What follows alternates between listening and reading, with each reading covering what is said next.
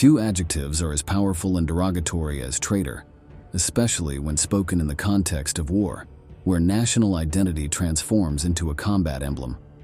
The Second World War was the stage for some of the most tragic cases of betrayal, with individuals capable of delivering hundreds of thousands of compatriots to the enemy, who were then eliminated in brutal ways. In this new video on military history, we want to explore these infamous stories, including one that became a symbol of the rivalry between Germany and the Soviet Union. Join us in this exciting episode to discuss the great traitors of the largest military conflict in history. Since the brutal attack on Pearl Harbor in December 1941, the United States became the standard bearer in the fight against the Axis, the group of nations aligned behind Nazi Germany led by Adolf Hitler. However, seemingly illogically, one of the great traitors and foreign collaborators of the Third Reich was born in the land of liberty. We are talking about William Brooke Joyce, alias Lord Haw Haw, a staunch fascist and a National Socialist propaganda activist who went so far as to renounce American citizenship to fully embrace the German ideals of the 1940s. And William Joyce himself, alias Lord Haw Haw, wounded when captured and now not looking his best, perhaps in pajamas. No doubt he'll try to prove he's technically not a traitor, but the British people know the answer to that. Germany calling, Germany calling. The images we just saw correspond to the day of the capture of this infamous character, but let's start from the beginning of his career. William Brooke Joyce was born in New York into a working-class Irish Catholic family. During the Irish War of Independence, William was recruited, and since then he remained in Europe, mainly in England. It was on the old continent where he cultivated a dangerous interest in fascism. Such was his prominence within the UK's most conservative movement that in 1924 he fell victim to an attack by the Communist Party. A man armed with a knife cut his cheek, leaving him with a deep scar. From the mid-1930s until the start of World War II in 1939, Joyce was the propaganda chief of the British Union of Fascists, gaining the knowledge and skills that he later put in the service of the Third Reich. In August 1939, shortly before the start of the global conflict, Joyce traveled to Germany with his wife Margaret, fearing that the British government might be planning to arrest him for his political affiliation. Once on German soil, he felt very comfortable with the situation, so much so that he naturalized as a German citizen in 1940. Although he had trouble finding employment, his excellent oratory skills earned him a position in various radio programs that served as propaganda tools for the Third Reich. From his microphone, he provided current political news with a clear pro-Nazi bias, and it was in that role that he earned the nickname Lord Haw Haw. Incredibly, a significant portion of his audience was not in Germany, but on the island he once called home. Many Britons tuned into his shows illegally, something the UK authorities prohibited because there was a risk of convincing the youth that the war efforts on the European front were in vain. To counteract its effects, numerous parodies were launched, turning Haw Haw into a genuine radio joke, and this is one of them. Food is so short in England that in order to prevent looting, it's being packed into balloons and sent up into the air out of reach. Hungry people have been seen throwing darts at a soup balloon at Liverpool near Cornwall. In some parts of the country, scraps are actually being tossed to ravenous crowds. In other parts, frightened women are taking their food with them. Evidently, on the British island, the majority of the population did not take the program too seriously and listened with a mix of curiosity and anger to the treasonous words of Lord Haw Haw. In addition to radio, another one of Joyce's jobs was to write propaganda books in English, which were distributed among British prisoners of war in the hope that they would decide to join the ranks of the Waffen-SS. For this work, Adolf Hitler himself decorated Joyce with the Cross of Merit for his services. This means that Joyce was crucial in the symbolic construction of the Third Reich, to the extent that the Führer himself acknowledged his efforts. But everything comes to an end. William Joyce's last program was aired on April 30th, 1945 during the battles for control of Berlin.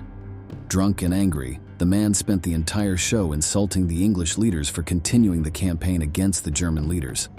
Alcohol can practically be sensed through his slurred and disjointed words that seek to vindicate the German people. This evening, I am talking to you about Germany. That is a concept that many of you may have failed to understand. Let me tell you that in Germany, there still remains the spirit of unity and the spirit of strength. Let me tell you that here we have a united people. After his ramblings and several minutes of shouting drunken reasoning, Joyce bid farewell with a defiant, "Hail Hitler," and that was the last time his radio listeners heard his voice. The program was recorded in the midst of the Axis' collapse. Allied troops were advancing, capturing German cities every day.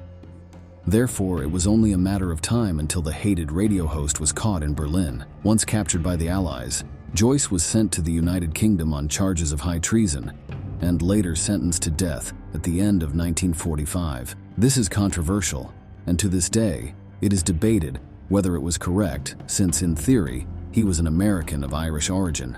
So he did not qualify for the crime of treason against England. Despite that argument and a lengthy appeal by defense lawyers, his death penalty was approved not only by the jury, but also by the House of Lords. These are the last images recorded while Joyce was still alive. Even under English custody, he appeared smiling and defiant. Finally, on January 3, 1946, Joyce's lifeless body hung from a rope, putting an end to his sinister crimes. For our next story, it is necessary to continue in England, with a subject equally as dangerous as Joyce. Joseph Jacobs was born in the small European country of Luxembourg in 1898. Although it was not his nation, he chose a side since the First World War, the German side. It is not well known why, but the man completely rejected his place of birth and chose to live his life on German soil. Due to his excellent performance in the first major conflict, he was considered on numerous occasions to join the armed forces of Germany. In June 1940, 10 months into the start of World War II, and with the conquest of Poland completed, Jacobs was recruited for the Wehrmacht, the unified armed forces of Nazism. During his time in this force, it was discovered that between 1934 and 1937, he had been imprisoned in Switzerland for gold forgery. Surprisingly, the most sadistic criminals in history have fairly high moral standards for their soldiers, so Jacobs ended up being demoted to the position of meteorological service within the German army. However, the man took advantage of the punishment because in that position, he had contact with intelligence services, becoming an ideal candidate for German espionage operations. During World War II, Nazi espionage was a genuine problem for the Allied armies that sought to keep their ambitious operations secret. In fact, there are numerous records of spy executions carried out between 1939 and 1945. The material you will see next is one of them.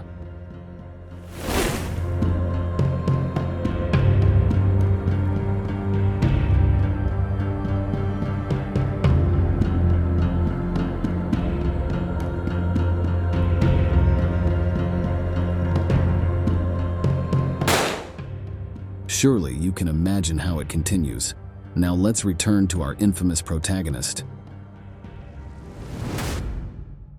On January 31, 1941, Joseph Jacobs was deposited through a secret flight in the English village of Ramsey. He landed with a parachute, but that didn't prevent him from breaking his ankle. Amidst the noise and screams of pain, he attracted the attention of the local residents, who immediately realized that he was someone very suspicious. As if more evidence were needed, among his meager luggage were forged documents, money, and a German sausage. Not very subtle for a spy, right? The neighbors reported to the authorities, and Jacobs was transported to the Ramsey police station, finally being transferred to London, the capital where military trials were conducted. While recovering from his landing injury, the native of Luxembourg was interviewed by military and MI5 intelligence officers. There, he ended up confessing his objectives and the plans assigned to him, confirming that he was a spy. Jacob's short and tumultuous career culminated in a court-martial held at the Duke of York's barracks in Chelsea. But between August 4 and 5, 1941, an unexpected twist in the whole story was revealed. The English knew that the Luxembourg traitor was heading to his country, as a Welsh spy infiltrated in the German ranks had disclosed the entire plan. Jacob's final humiliation was related to his execution, which took place at a miniature shooting range near the Tower of London. The date of his death is marked as August 15, 1941.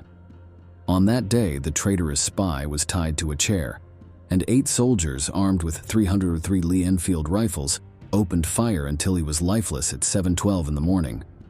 Under this degrading end, he became the last person to be executed in the mythical tower of the English capital. For the next case we will present, it is necessary for you to accompany us to the Netherlands. The man you see on the left side of your screen is the worst traitor of the Netherlands during World War II. Although his face doesn't show it, these images were taken moments before his execution on May 7, 1946. But to understand the extent of his crimes, it is necessary to travel further into the past. The National Socialist invasion had terrible consequences in the Netherlands. When the Germans entered the territory, 3/4 of the Jewish population were practically eradicated in a savage manner from May 17, 1940. While the inhabitants of this country are often associated with heroic resistance, the truth is that, like in England and Luxembourg, there were loyal collaborators. The most infamous Dutchman was Anton Mussert, born in 1894 into a middle-class family. From a young age, his career was closely linked to the existence of the NSB, the acronym for the National Socialist Movement in the Netherlands. He, along with Cornelis van Giel Kirken, founded this movement in December 1931. Let's see what a typical meeting of that group was like. You can see the infamous salute and the classic aesthetics of a National Socialist rally. Clearly, the NSB was nothing more than a crude copy of the party that brought Adolf Hitler to power in Germany. Such was the mimicry that the German occupation of Dutch territory was carried out with direct cooperation from Mussert. Thus, when the Third Reich men dominated the Netherlands, they allowed him to continue leading the NSB as long as he helped find and suppress local political opponents. The dark character of this segment joined the Gestapo as part of the efforts to eliminate the famous Dutch resistance. In fact, on June 21, 1940, NSB party members began training with the occupying SS. This led to the creation of one of the darkest organizations of World War II, the Nederlandsche SS or Dutch SS. An effort and eagerness to please his superiors led Hitler to appoint Mussert as the leader of the Dutch people on December 13, 1942. But that small reward from the Führer wouldn't last long. After losing control of the army and failing in his attempts to contain the partisans, Mussert met with Adolf Hitler again in May 1943. In that meeting, he was informed that he would no longer be in charge of anything. The most humiliating and grotesque part was that the treatment the Germans gave to the Netherlands worsened, with shootings and famines that made that territory the place with the highest casualties per capita in Europe. During that genocide, Mussert remained silent for fear of losing his non-existent authority. After Germany's surrender, the Dutch traitor was arrested at the NSB offices on May 7, 1945. He was charged with high treason on November 28, and after a 2-day trial, he was sentenced to death. Incredibly, he appealed for mercy to Queen Wilhelmina, but she rejected the request. Thus, we return to the images that opened this segment.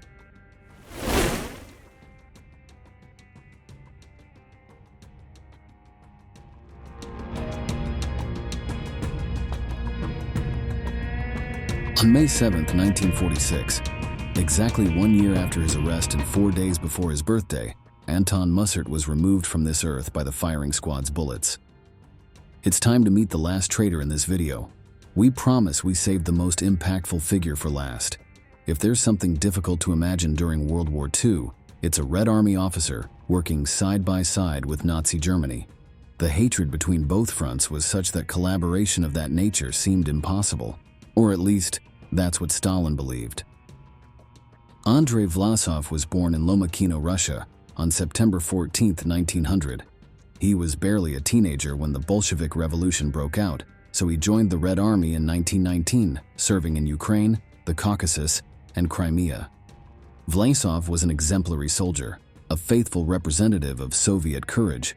During World War II, his sacrifices were vital for his country to maintain control in Kyiv and Moscow, so he received one of the most important military decorations, the Order of Lenin. In short, we are talking about a genuine war hero who was loved and respected by his peers due to his great charisma.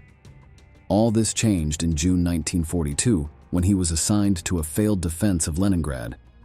During those battles, he fell into the hands of the Germans, who sent him to a concentration camp in the town of Vinnitsa.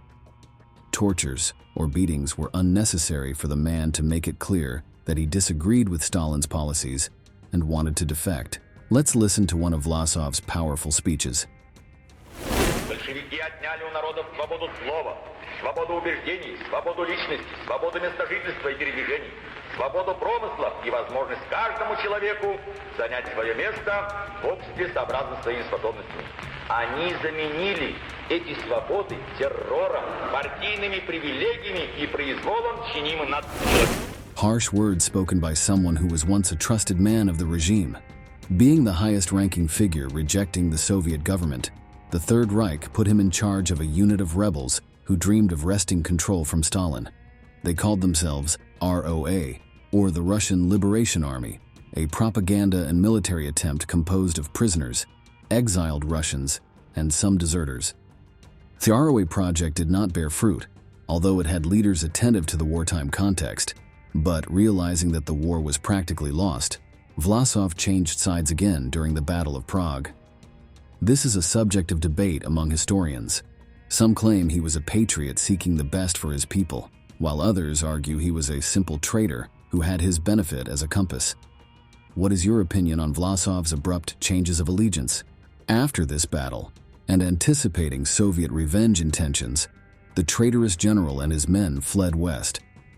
The Americans denied him asylum, so Vlasov was captured and sent to Moscow for trial.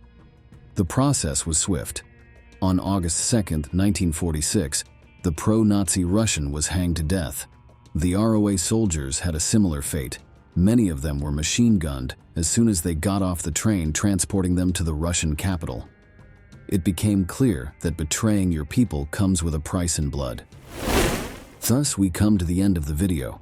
These stories highlight that, in dramatic times like World War II, one of the greatest lows a man can sink to is betraying his compatriots. If you enjoy this type of content and want to learn about more remarkable figures from the past, we invite you to subscribe and activate notifications for our channel. Without further ado, we bid farewell until the next military history video. Thank you for joining us.